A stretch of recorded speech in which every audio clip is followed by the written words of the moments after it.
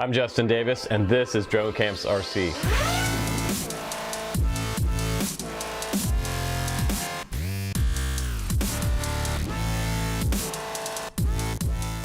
Hey guys, welcome back to the channel. I'm Justin Davis, and today I've got something in my hand that I've been waiting 6 months for. It's finally here. I got a copy of it for myself, and I'm going to run you through the quirks, and I'm going to show you some of the really cool features that this little FOXEER box camera has.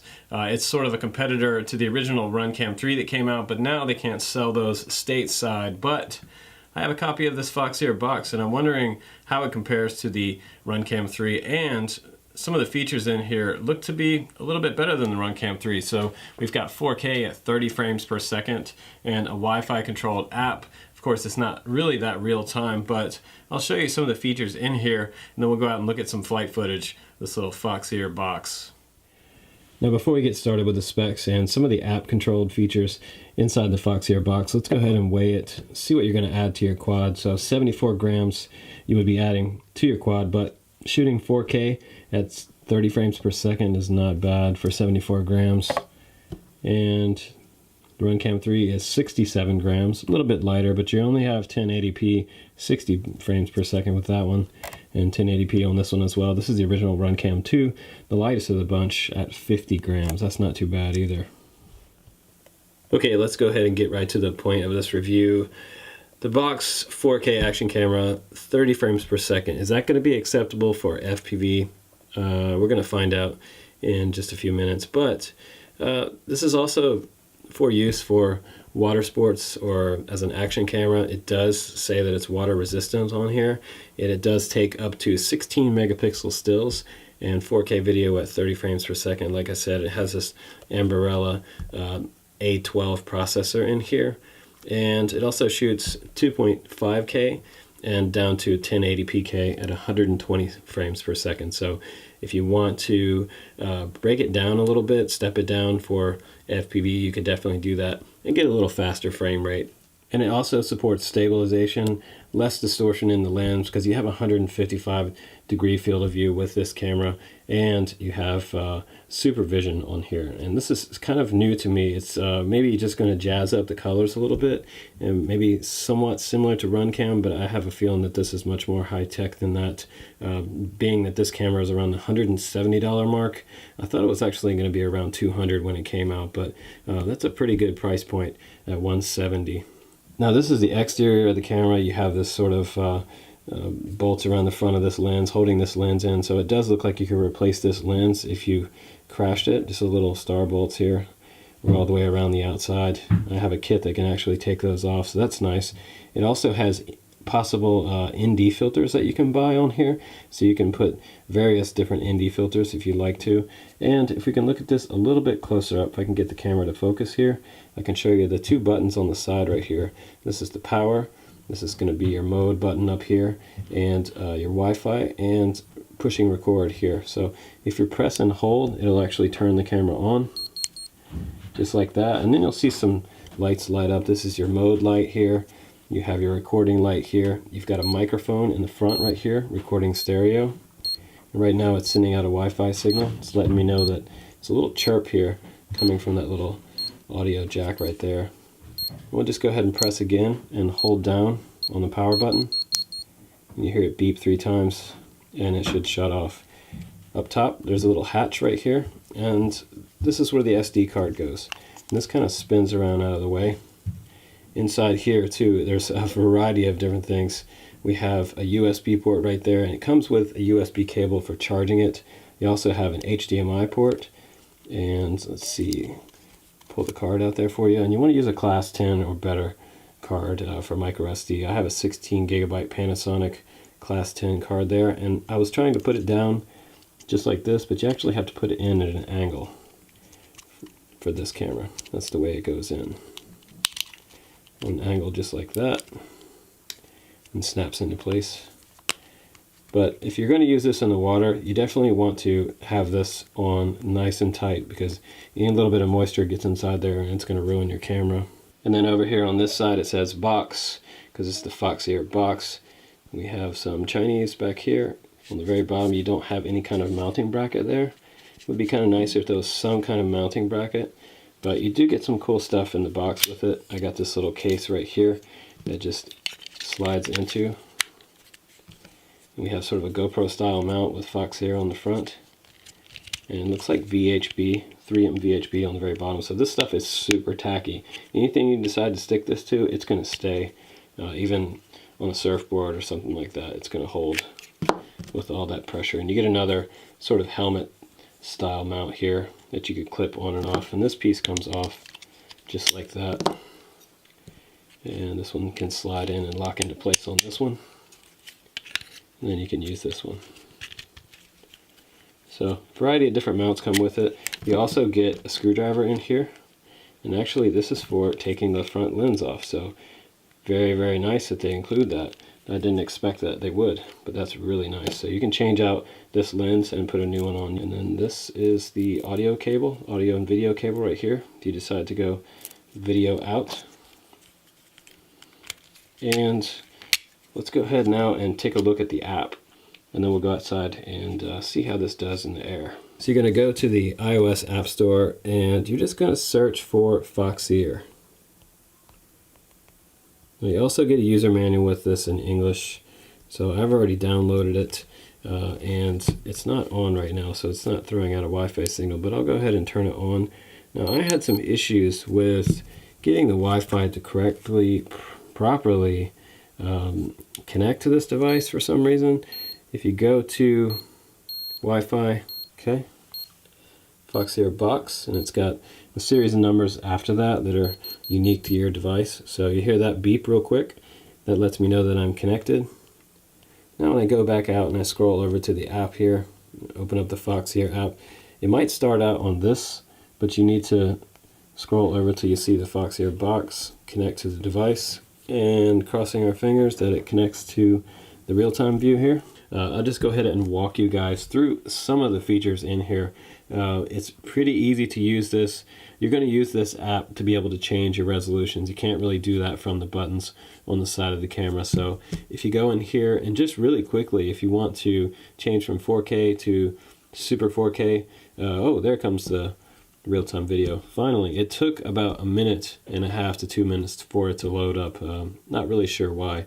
So I can go to that S mode there. That's the Super 4K. It's called Super Vision, and we can go to 2200 or 2160 there, 30p, 25 frames at Super Vision, and I'll go scroll over to the right there, and I can choose 2.7 at 4.3. I can choose 2.7 with Super Vision. I can do 2.7K there, 2.5, 1440, 1080 Super Vision. So the Super Vision seems to give it a little more color, and at 1080p I can shoot all the way up to 120 frames per second. So that's pretty cool if you want to do some slow-mo stuff, or 60p or 30p there. Now in 4K, I just made a selection. So I'll go back to 2.7, let's see, 2.743, and it gives me one option, 30p there, and then 2160, 30p, 4K Super Vision, 25 frames per second, and 30 frames per second in standard 4K. So I'll show you a variety of these when we go out to fly. Also, let's check 1440. I got 60p and 30p there, 120, 60, and 30 on 1080 Super Vision. I don't have 120 there. So if you go to Super Vision for 1080, you only have 60p and 30p. So your slow-mos are going to be on 1080p. You can also go to 960, 120p, 60 and 30, down to 720 and 720 Super Vision there. Okay, and I'm just going to go back to, and I usually shoot in 2.7K, mainly because it's just a lot smaller file size and easier to deal with when I bring it into the editor. Now if I click that again, it goes away, and I can click this little camera icon right here. This is pretty cool right here. If you click this, it gives you a quick switch to do single shot modes, auto shot, timer shots, burst, video, and you can do time lapse, which is also pretty cool if you set this up on a tripod. I can click that again and it'll go away. This little blue button right here, if I click that once, that will actually start recording the video. I click it again and you can hear the camera make a a little output there, but it's not going to be a super real-time view. You can see that as I move the camera around, there is quite a bit of delay, so you're not going to rely on this for watching any of your flights, really. Now I go over to that little stack icon, and it gives me my videos that I've already put on here. We can go to downloads right there, and it shows an album. So you can make individual albums and sort of organize your videos, which is pretty cool. Now I can go back to video here, and I'll just click on one of the videos, and we'll see how well it plays coming from the camera inside here. Might actually have to download it first. Nope, there it goes. It just took a second to get going. This is one of the first videos here. Let's go ahead and press play. See if we can go horizontal mode. But the video looks actually stunningly well, so I'm very impressed with the video for the FOXEER box. It's really nice. So now the app's kind of frozen up. Okay, going back out to the main screen. And this is cool because look really closely here. You can see that it shows what mode I'm in, 2.7 at 4.3, 30 frames per second. And that shows that I'm connected to the Wi-Fi network. If it shows something different than FOXEER box, you're connected to your home network and your real-time screen is not going to load.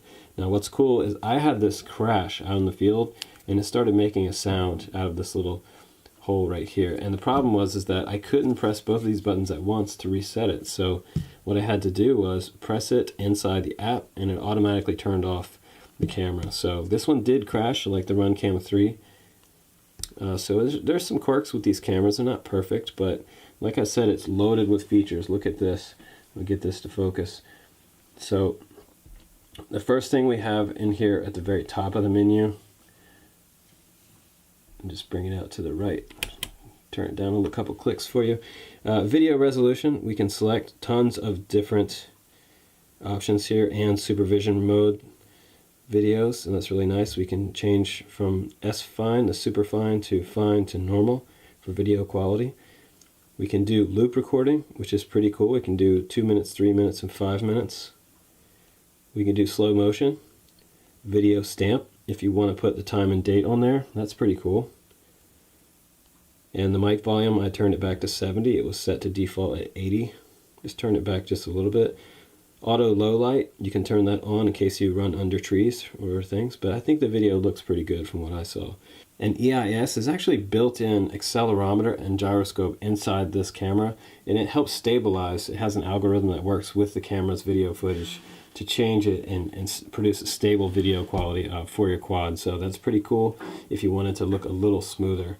Also, it has built-in stereo. Like I said before, it has the mic up front here, so I don't know if a mic in front is going to be great for FPV, but we're going to find out coming up. We also have a bunch of different photo settings here. We have photo stamp, and you can put the date and time on there, like I said before. Long exposure, we can change the photo size from 16, 14, 12, 8.3, 5 megapixel, and 3 megapixel there. That's pretty cool. We have photo quality, again, S-Fine, fine, and normal. Let's see, camera settings. There's so many camera settings in here, it's kind of amazing. We'll just go through these super quick. We have light frequency, you can change to auto, 50 and 60 hertz there. We have TV mode, NTSC or PAL, you can switch back and forth, that's pretty cool. You have metering, you can change the metering to multi-center or spot. Sharpness you can change. The auto white balance, check out how many auto white balances are in here. This is kind of amazing. There's like 10 different ones. We have it set to auto there. Your EV comp. Then you have your ISO, we have it set to auto, but you can go all the way up to 1600, from 100 to 1600, that's pretty cool. And this is interesting, the scene mode, normal, flash, night, sports, landscape, portrait, and sunset. And then we can go to effect mode, you can even add an art effect, or you can add some type of sepia on there. I'm just going to turn that off. Go back to normal, negative, black and white, vivid, and 70 film, 70s film, I guess, like 16 or 8 millimeter. And then we have detection, low, medium, and high. We have default mode is set to video, so when you turn it on, it's going to automatically go to video. That's cool. I'd like to have it set to that. Default mode is going to be set to video, and also quick capture. If you turn on the camera and you hold this, it'll actually do a quick capture for you. Dual files I have turned off. You can actually record 2 files at once. I'm not sure why I want to do that, but maybe as a backup in case one gets truncated and fails. We have on-screen OSD. You can turn that on or off. And you can also use it as a car DVR. That's also pretty cool. So it'll actually probably shoot at the lowest resolution and give you a much longer recording time on your micro SD card. So delay is set to 5 seconds there. We have auto shutdown, and maybe after 5 minutes of non-activity, that would be good. You can set it to 10 as well. And we have TV out, which is turned off. The beeper is on, which was kind of annoying. I was trying to figure out where it came from when it crashed, and it was actually beeping. So that was kind of a good thing that it did beep. It has the Wi-Fi SSID on there, the Wi-Fi password, which you can go in here and change. You can change it to whatever you want. You can update the firmware on this camera, which is also pretty nice. You can also change the date format. You can see the battery levels on here. SD card, it says no SD card right now. We don't want to format that, but I know there's an SD card in there. Find camera and default settings, if you want to reset it back to the original factory settings. And now I can go ahead and turn it off just by pushing this button right here. And you'll see the camera turn off. And I'll try to do it again here. And you can see the battery level also right here on the screen, which is pretty nice. Okay, there it goes. Now it turned off. Now if you want to change the mode to photo mode, you see it's blinking blue right here. Press this button right here, and if it does not change for you here, which is not changing for me here, I'm pressing the mode button just above the power button here. If you don't see that, if you long press it, it's going to turn it off. So you can go into your app right here, and you can change it to photo mode right in the app. It'll take a moment, and now it should be in photo mode. We can do single as well, and we can do time lapse. There we go. So now it's in photo mode. So I can change the pixel mode from 16 megapixel all the way down to 3 megapixels. So it's got a pretty broad range for photo modes.